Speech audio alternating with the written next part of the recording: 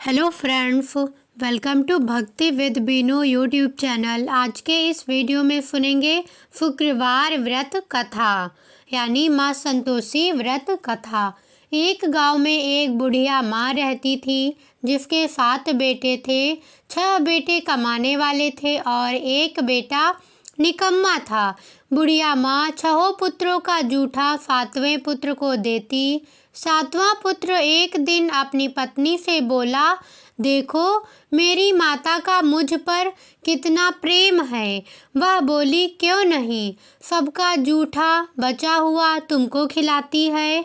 वह बोला, जब तक आंखों से ना देखे मान नहीं सकता। पत्नी ने हंसकर कहा, देख लोगे तो मानोगे। कुछ दिन बाद एक बड़ा त्योहार आया। घर में 7 प्रकार के भोजन और चूरमा के लड्डू बने। वह पत्नी की बात को जांचने के लिए सिर दर्द का बहाना बनाकर पतला कपड़ा सिर पर ओढ़कर रसोई में जाकर सो गया और कपड़े में से सब देखता रहा। 6 भाई भोजन करने आए। उसने देखा माँ ने उनके लिए सुंदर सुंदर आसन बिछाए, 7 प्रकार की रसोई परोसी और आग्रह कर करके उन्हें भोजन कराती रही। वह देखता रहा। 6 भाई भोजन कर उठ गए। तब माँ ने उनकी 5 थालियों में से लड्डुओं के टुकड़ों को उठाया और एक लड्डू बनाया। जूठन साफ कर माँ ने उसे पुकारा, उठ बेटा उठ, तेरे भाइयों ने भोजन कर लिया है, तू भी उठकर भोजन कर ले। उसने कहा, माँ मुझे भोजन नहीं करना, मैं परदेश जा रहा हूँ। माता ने कहा, कल जाना हो तो आज ही जा। वह बोला, हाँ हाँ जा रहा हूँ। यह कहकर वह घर से निकल गया। चलते समय उसे पत्नी की याद आई। वह गौशाला में कंडे थाप रही थी। वहाँ जाकर वह बोला, मेरे पास तो कुछ नहीं है, यह अंगूठी है, सो ले लो और अपनी कोई निशानी मुझे दे दो। वह बोली, मेरे पास क्या है, यह गोबर भरा हाथ है। यह कहकर पत्नी ने उसकी पीठ पर गोबर के हाथ की थाप मार दी। वह चल दिया। चलते चलते दूर देश में पहुंचा। वहाँ एक साहूकार की दुकान थी। वहाँ जाकर बोला, सेठ जी मुझे नौकरी पर रख लो। साहूकार को नौकर की सख्त ज़रूरत थी। साहूकार ने कहा, काम देखकर तनख्वाह मिलेगी। उसने कहा, सेठ जी जैसा आप ठीक समझें। उसे साहूकार के यहाँ नौकरी मिल गई। वह वहाँ दिन रात काम करने लगा। कुछ दिन में दुकान का लेन देन, हिसाब किताब, ग्राहकों को माल बेचना, सारा काम करने लगा। साहूकार के 7-8 नौकर थे। वे सब चक्कर खाने लगे, लेकिन उसने अपनी लगन, परिश्रम और ईमानदारी से सभी को पीछे छोड़ दिया। उसे अपने किए का फल मिला। सेठ ने भी उसका काम देखा और 3 महीने में ही उसे मुनाफे में साझीदार बना लिया। परिश्रम करते करते 12 वर्ष में ही वह नगर का नामी सेठ बन गया और सेठ अपना सारा कारोबार उस पर छोड़कर बाहर चला गया। इधर उसकी पत्नी पर क्या बीती वह सुने। सास ससुर उसे दुख देने लगे। गृहस्थी का काम करवाकर उसे लकड़ी लेने जंगल में भेजते।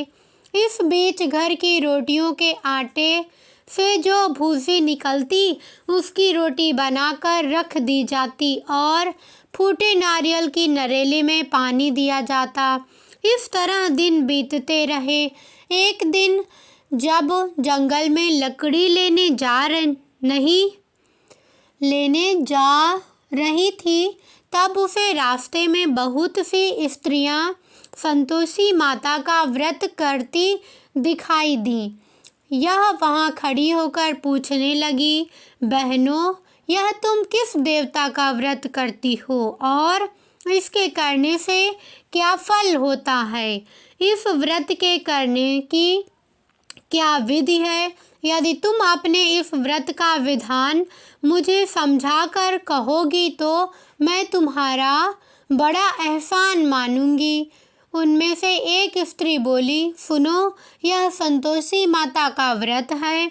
इसके करने से निर्धनता, दरिद्रता का नाश होता है, लक्ष्मी आती है, मन की चिंताएं दूर होती हैं, मन को प्रसन्नता और शांति मिलती है, निपुति को पुत्र मिलता है, प्रीतम बाहर गया हो तो वह शीघ्र लौट आता है, कुंवारी कन्या को मनपसंद वर मिलता है, चलता मुकदमा खत्म हो जाता है, कलह कलेश की निवृत्ति हो, मुख शांति होती है, घर में धन जमा हो, धन जायदाद का लाभ होता है तथा और भी मन में जो कुछ कामना हो सब संतोषी माता की कृपा से पूरी हो जाती हैं। इसमें संदेह नहीं है। कार्य सिद्ध होने पर ही उद्यापन करना चाहिए, बीच में नहीं। उद्यापन में 2.5 फेर आटे का खाजा तथा इसी अनुसार खीर तथा चने का साग बनाना, 8 बच्चों को भोजन कराना, जहाँ तक मिले देवर जेठ भाई बंधु कुटुंब के लड़के लेना, न मिले तो रिश्तेदारों और पड़ोसियों के लड़के बुलाना, उन्हें भोजन करा यथाशक्ति दक्षिणा दे, माता का नियम पूरा करना, ध्यान रखना उस दिन घर में कोई खटाई ना खाए। यह सुन वह वहाँ से चल दी।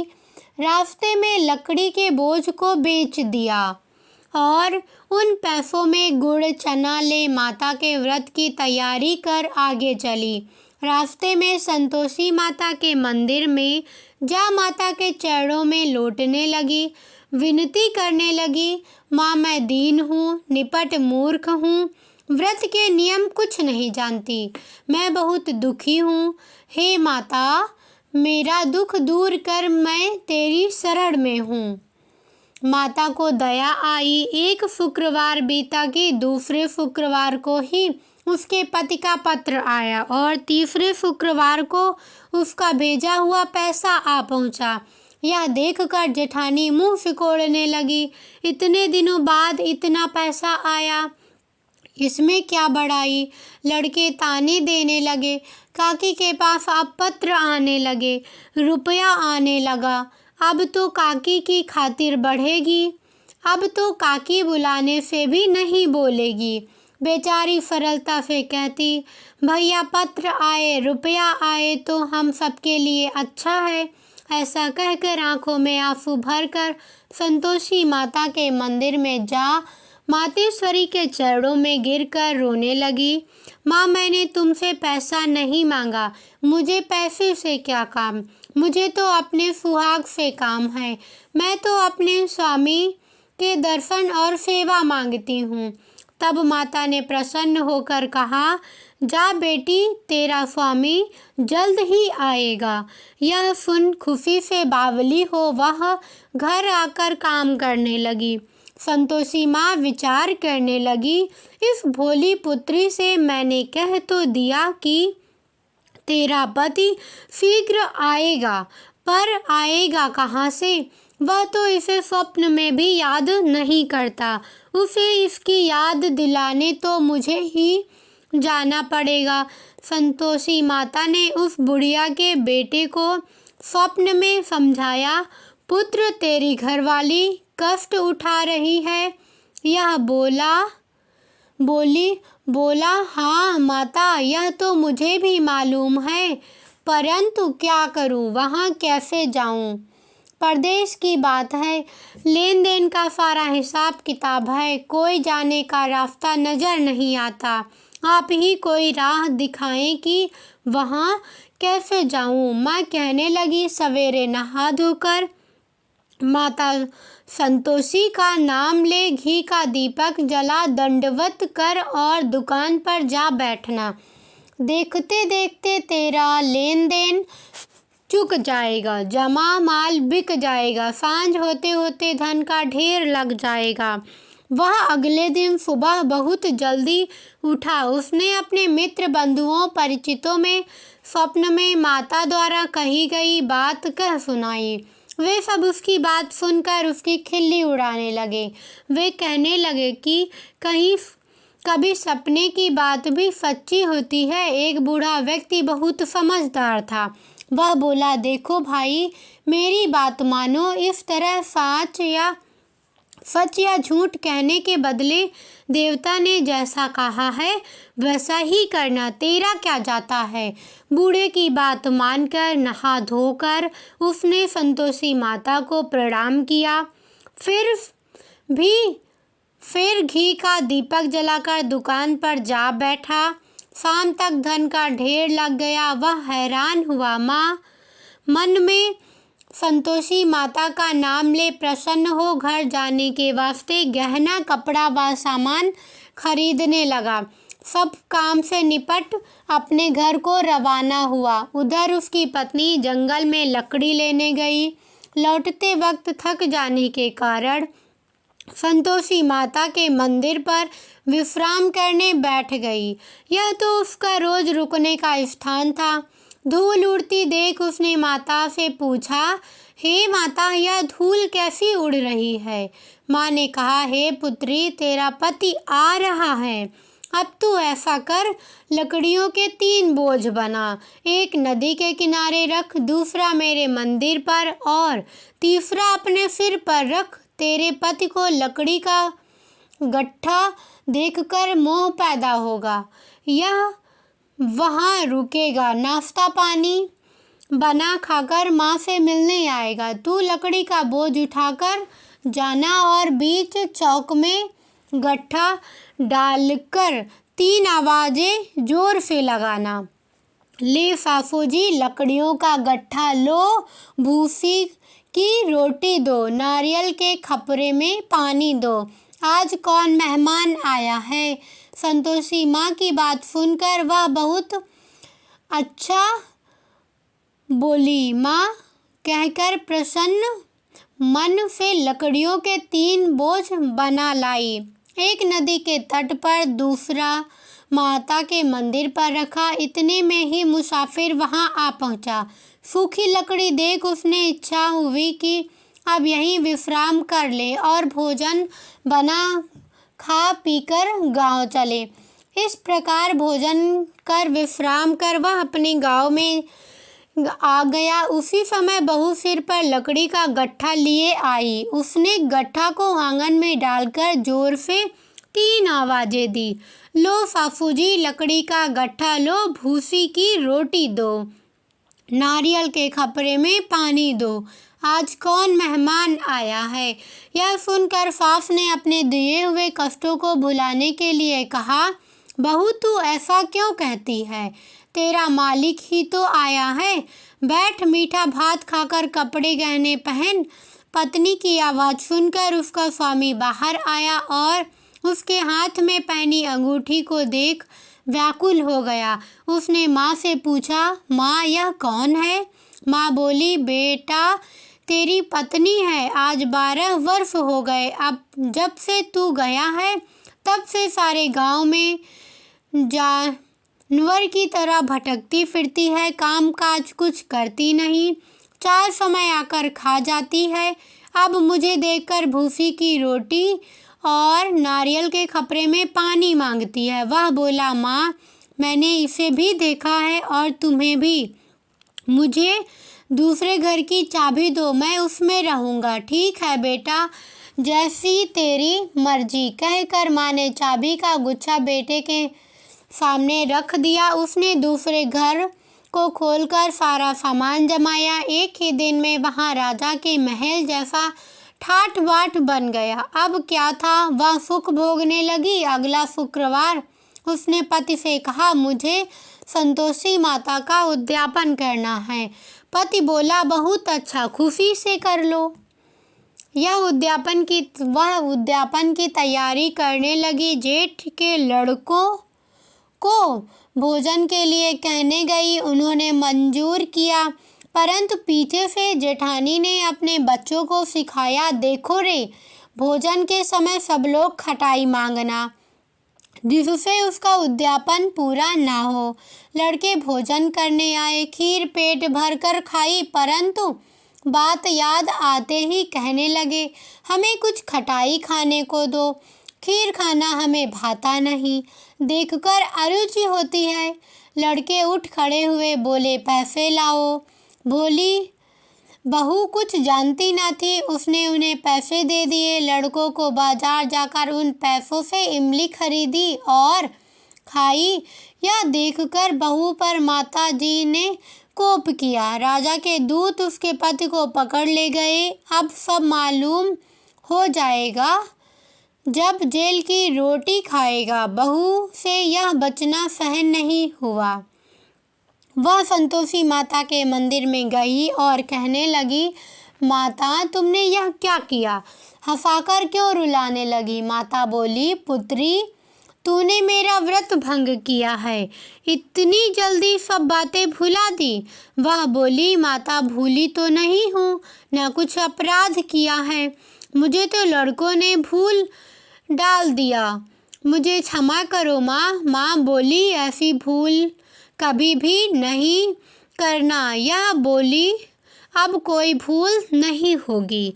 अब बताओ मेरे पति कैसे आएंगे? माँ बोली, पुत्री जा, तेरे पति तुझे रास्ते में ही आता मिलेगा। वह मंदिर से निकलकर बाहर आई तो उसे अपना पति रास्ते में आता हुआ मिला। उसने पूछा, कहाँ गए थे? वह बोला, इतना धन जो कमाया है उसका कर राजा ने मांगा था, वह भरने गया था।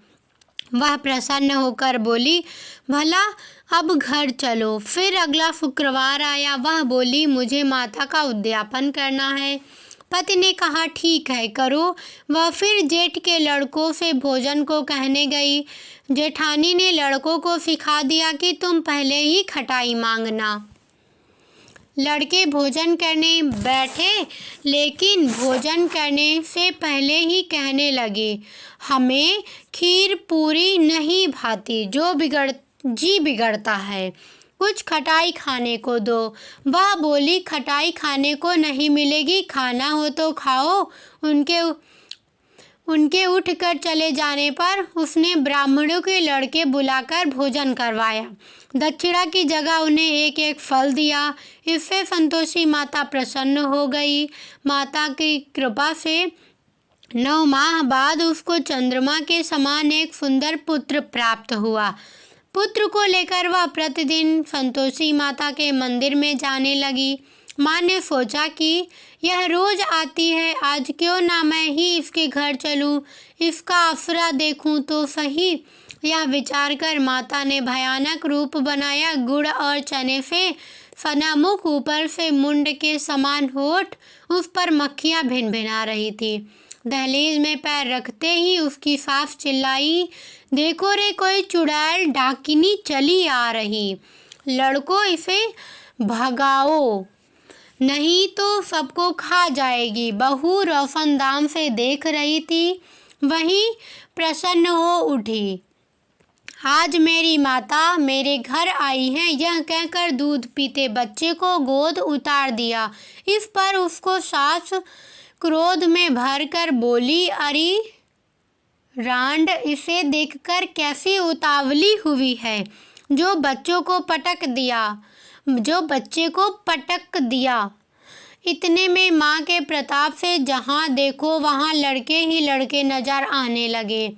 वह बोली, माँ जी, मैं जिनका व्रत करती हूँ यह वही संतोषी माता हैं। इतना कह उसने झट से घर के सारे किवाड़ खोल दिए। सबने माता के चरण पकड़ लिए और विनती कर कहने लगे, हे माता, हम मूर्ख हैं, अज्ञानी हैं, तुम्हारे व्रत की विधि हम नहीं जानते, तुम्हारा व्रत भंग कर हमने बड़ा अपराध किया है। हे माता, आप हमारे अपराधों को क्षमा करें। इस प्रकार बार बार कहने पर संतोषी माता प्रसन्न हुई।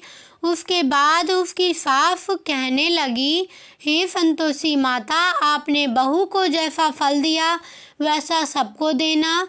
जो यह कथा सुनता है या सुनाता है उसके सभी मनोरथ पूर्ण होते हैं। कमेंट में जय माँ संतोषी लिखना ना भूलें। लाइक करना, शेयर करना और सब्सक्राइब करना बिल्कुल मत भूलें। धन्यवाद।